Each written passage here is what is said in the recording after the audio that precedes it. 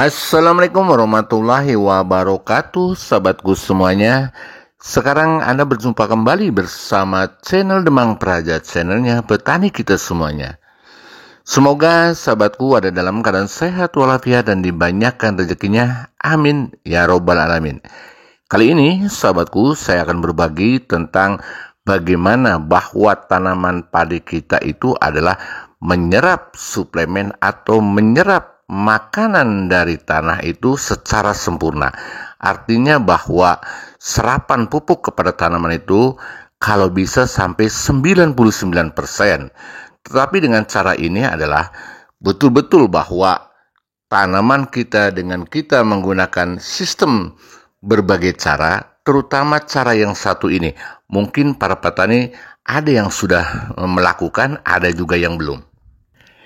Karena dengan cara ini adalah yang pertama hemat air, yang kedua adalah pupuk terserap secara maksimal, dan yang ketiganya bahwa di lahan kita itu kandungan udaranya betul-betul terpenuhi dengan cara sistem seperti ini. Nah, sahabat petaniku semuanya, dengan cara apa saja agar tanaman kita itu supaya mudah menyerap makanan secara sempurna? Untuk itu, sahabatku, yuk kita simak video berikutnya.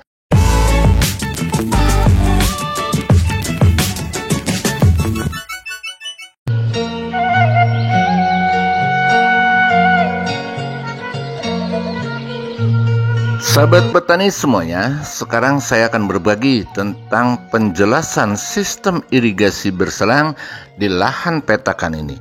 Mungkin sahabatku semuanya ada yang sudah tahu, ada juga yang belum tahu bahwa sistem irigasi berselang ini yang ada di lahan tanaman padi ini adalah di usia padi 30 hari setelah tanam. Karena dari usia padi setelah tanam itu 30 hari setelah tanam maksud saya, ini adalah sangat efektif untuk dikeringkan. Kalau sebelum 30 hari setelah tanam, yang dikhawatirkan adalah gulma akan tumbuh subur.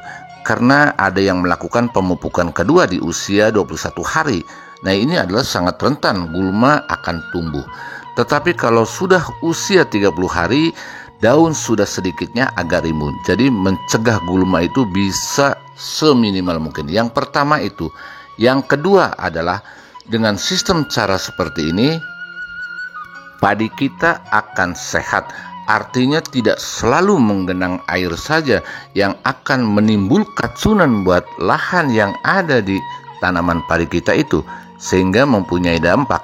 Tetapi kalau sering kita digenang, lalu air itu dikeringkan, nah ini udara akan masuk dan tanaman itu, akar daripada tanaman itu sendiri menyerap makanan lebih efisiensi. Jadi mungkin sahabat taniku sampai di sini sudah ada yang mengerti kenapa bisa digenang lalu kenapa bisa dikeringkan. Nah, apa yang dikatakan tadi saya ulangi kembali. Kalau sistem irigasi berselang semacam lahan ini adalah, ini kelihatan padi juga kelihatan hijau karena bahwa tanaman ini adalah sangat efektif atau sangat efisiensi untuk menyerap makanan. Lalu bagaimana caranya sistem irigasi berselang? Pengalaman saya adalah yang pertama apa yang dikatakan tadi. Di usia padi itu 30 hari setelah tanam, saya keringkan sampai 2 minggu. Dan setelah dikeringkan 2 minggu sampai terbelah-belah tanahnya, lalu kita digenangi air kembali selama 1 minggu. Dan setelah itu kita dikeringkan kembali selama 10 hari atau 1 minggu. Dan nanti pada saat padi bunting, nah itu kita digenangi kembali sampai padi itu menunduk dan menjelang panen, 2 minggu menjelang panen kita baru stop. Nah itulah sistem irigasi berselang. Nanti sahabat taniku semuanya akan lebih tahu hasilnya tentang masalah irigasi berselang ini. Artinya bahwa akan ada dampak. Bagaimana sih? Apakah kita ada dampaknya untuk masalah pengiritan pemupukan, atau masalah kita sedikitnya berkurang tentang penyemprotan penanggulangan hama? Yang jelas adalah seperti itu pengalaman saya. Tapi mudah-mudahan sahabatku semuanya juga sama apa yang dilakukan Saya sudah 2 kali uji coba dengan sistem irigasi berselang ini banyak manfaatnya. Tujuan utama adalah meliputi penghematan air. Yang kedua, peningkatan serapan unsur hara oleh tanaman dan pencegahan keracunan tanaman akibat akumulasi besi dalam tanah. Nah, lebih rinci adalah pengairan berselang bertujuan untuk menghemat air. Dengan mengatur kondisi genangan air secara bergantian, sahabatku, penggunaan air irigasi dapat berkurang tanpa mengurangi produktivitas tanaman padi kita. Dan selain daripada itu juga meningkatkan serapan hara. Kondisi tanah basah dan kering dapat meningkatkan pertumbuhan tanaman padi kita. Jadi bahwa tanaman padi kita itu penyerapan unsur hara yang ada di dalam tanah itu betul-betul terserap, dan juga lahan di tanaman kita terlihat padi itu sehat. Dan apa yang saya katakan tadi, sahabatku semuanya, kalau padi kita sehat berarti kita adalah jauh dari hama dan penyakit, dan akar tanaman kita akan lebih panjang. Nah, seperti itulah sahabat taniku semuanya.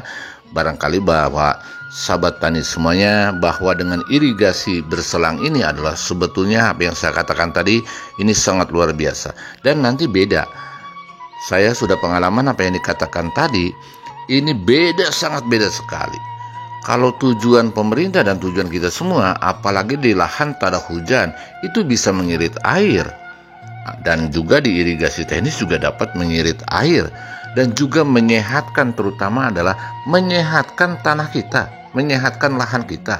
Kalau kita selalu digenangi air, kita akan mendapatkan kandungan zat besi yang berlebihan. Ini adalah tidak bagus untuk pertumbuhan padi. Walaupun bahwa tanaman padi kita ini adalah butuh jenis Fe atau kandungan besi.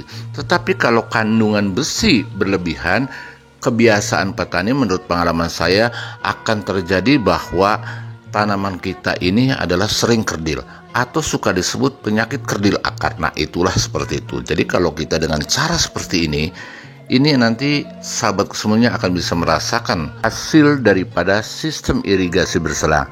Nah, seperti itulah sahabatku semuanya. Barangkali sahabatku semuanya ada yang kurang jelas atau yang akan ditanyakan, silakan komen di kolom komentar. Yang penting sesuai dengan judul di video ini.